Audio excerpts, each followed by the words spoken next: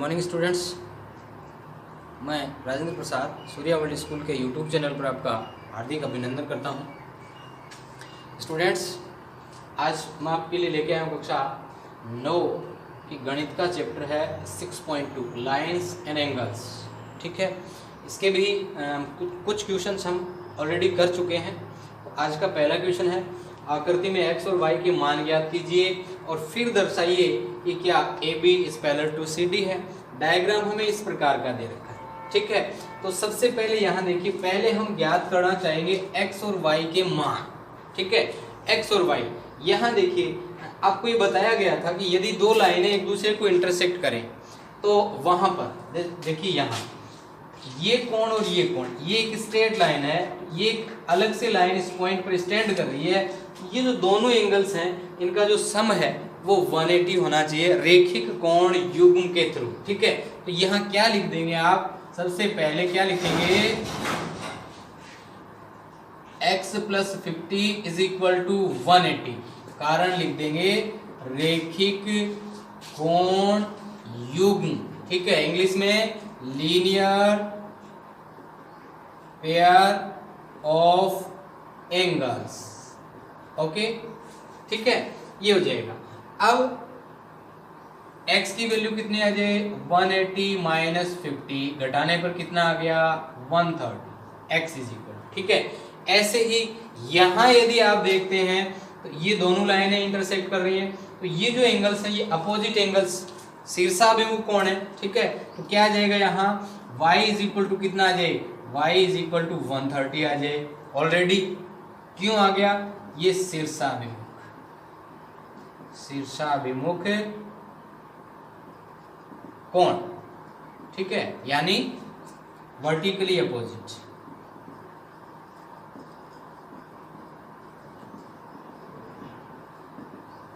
Okay, अब यहाँ compare यदि किया जाए, x और y की वैल्यू तो हम कैलकुलेट कर चुके हैं। x और y की वैल्यू तो हम कैलकुलेट कर चुके हैं। अब आपको क्या बताना है? ये कह रहा है कि दर्शाइए कि AB is parallel to CD। अब देखिए, यहाँ ध्यान देंगे, ये दो लाइनें हैं, एक ये लाइन इनको इंटरसेक्ट कर रही है, तो ये क्या हो गई? ट्रांसवर्सल लाइन हो गई है, तिर्यक रेखा हो गई। तिर्यक रेखा के x इधर बन रहा है, y इधर बन रहा है, अल्टरनेट ऑर्डर में बन रहे हैं। अब देखिए, क्या ये दोनों बराबर हैं? x और y कंपेयर कीजिए। यहाँ x की वैल्यू 130 है, y की वैल्यू 130 है। ठीक है, तो यहाँ पर क्या रिजल्ट आ रहा है आपके पास? x = y आ रहा है। और जो किस प्रकार के एंगल हैं? जो एकांतर कोण है, एकांतर अंतः कोण। ठीक है, जो बराबर हैं, अतः क्या आ जाएगा? AB is parallel to CD हो जाएगा। क्लियर है स्टूडेंट्स? नेक्स्ट क्वेश्चन, आकृति में यदि AB is parallel to CD and CD is parallel to EF और y/z = 3/7 हो तो x का मान ज्ञात कीजिए। डायग्राम ये दे रखा है। देखिए, यहाँ y/z, y इधर है, z इधर है।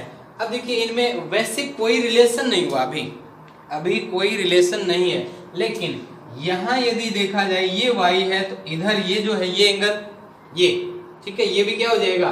y वर्टिकली अपोजिट है। तो शो करने में थोड़ी आसानी रहे, इसलिए मैं इसको 1 लगा देता हूँ, 1। ठीक है, 1। तो यहाँ क्या लिख देंगे आप? यहाँ पहले लिखेंगे एंगल 1 जो है वो y हो जाएगा। क्लियर? क्यों हो जाएगा? शीर्षाभिमुख हो जाएगा, शीर्षाभिमुख कोण। ओके, शीर्षाभिमुख कोण 1 = y हो गया, यानी ये y हो गया यहाँ। क्लियर है? अब y और z जो है, ये देखिए, ये दोनों रेखाएं पैरेलल बताई हैं, आपको पैरेलल बता रखी हैं। तो y और z जो वो अंतः कोण हो गई। अब y व z किस प्रकार के कोण हो गए? अंतः कोण है, अतः y + z = 180 होगा। परंतु अब आपको दिया क्या है? परंतु आपको बताया है y/z = 3/7। तो यहाँ आप मान लेंगे। ठीक है, क्या मान लेंगे? माना y = 3a तथा z = 7a।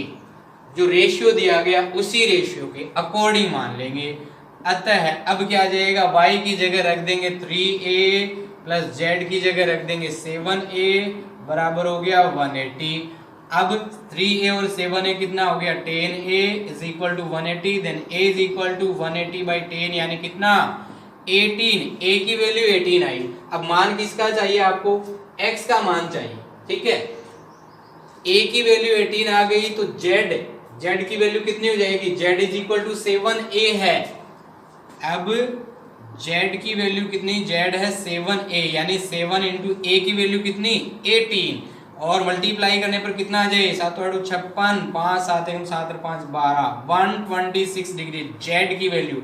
z किसके इक्वल होगा, देखिए AB और EF क्या है यहाँ पैरेलल हैं, क्योंकि AB is parallel to EF, parallel होने पर क्या आ जाएगा x इज इक्वल टू हो जाएगा z, क्यों एकांतर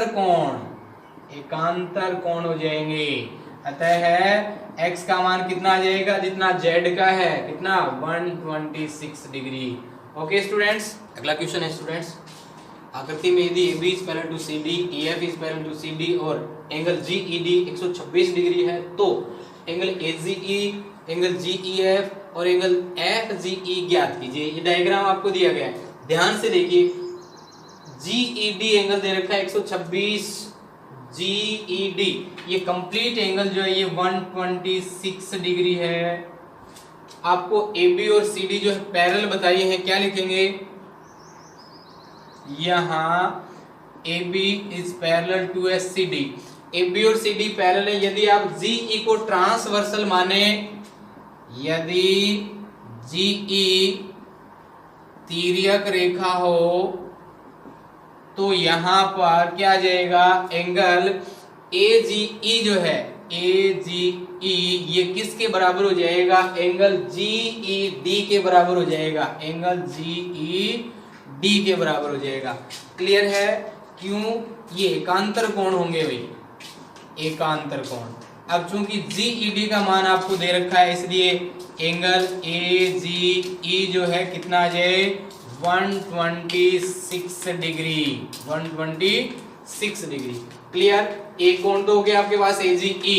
इसके बाद यदि आप ये कोण कैलकुलेट करना चाह रहे हैं कौन सा, इसे आप EGF कह सकते हैं या FGE कह सकते हैं, FGE कह सकते हैं, ठीक है। तो वापस यदि अपन चले यहाँ क्या लिखेंगे, पुनः है angle AGE plus angle FGE इनका सम कितना हो जाएगा 180, क्यों अंतः कोण, देखिए रेखिक कोण युग्म कहेंगे आप, क्या कहेंगे रेखिक कोण युग्म, रेखिक कोण युग्म। ओके, अब वैल्यू AGE की वैल्यू आप ऑलरेडी कैलकुलेट कर चुके हैं भाई, पुटअप करने पर 126 plus angle FGE is equal to 180, transpose कर दें एंगल FGE कितना आ जाए 180 में से 126 आप सबट्रैक्ट कर देंगे, कितना आ जाएगा 10 में से 6 घटाया 4, 3 हुआ 5, 54 डिग्री। एंगल FGE जो है 54 डिग्री आ जाएगा। अब और कौन सा बचा, FGE हो गया, AGE हो गया, अब बचा GEF। देखिए कहाँ है GEF, ये कौन है GEF। वापस चलते हैं, उन्हें आपको क्या दे रखा है यहाँ एंगल GED जो है वो दे रखा है 126 डिग्री, लेकिन GED को आप लिख कैसे सकते हैं वो देखिए। GED दो भागों से मिलके बना हुआ है, तो GED को लिखा जा सकता है angle GEF plus angle FED is equal to 126। और यहाँ ये जो EF है ये CD पर परपेंडिकुलर है। EF जो है ये देखिए 90 डिग्री यहाँ इंडिकेट कर रखा है, ये जो एंगल है FED 90 डिग्री है, तो FED की जगह 90 डिग्री रखने पर GEF plus 90 is equal to 126 है। 90 को ट्रांसपोज करेंगे तो GEF is equal to 126 minus 90, subtract किया 6 से 12 में से 9, 3 बच गए, 36 डिग्री ये एंगल GEF की वैल्यू आ जाएगी।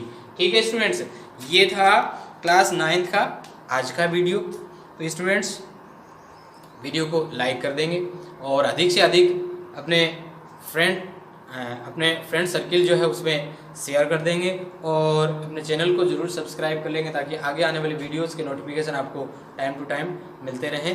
धन्यवाद।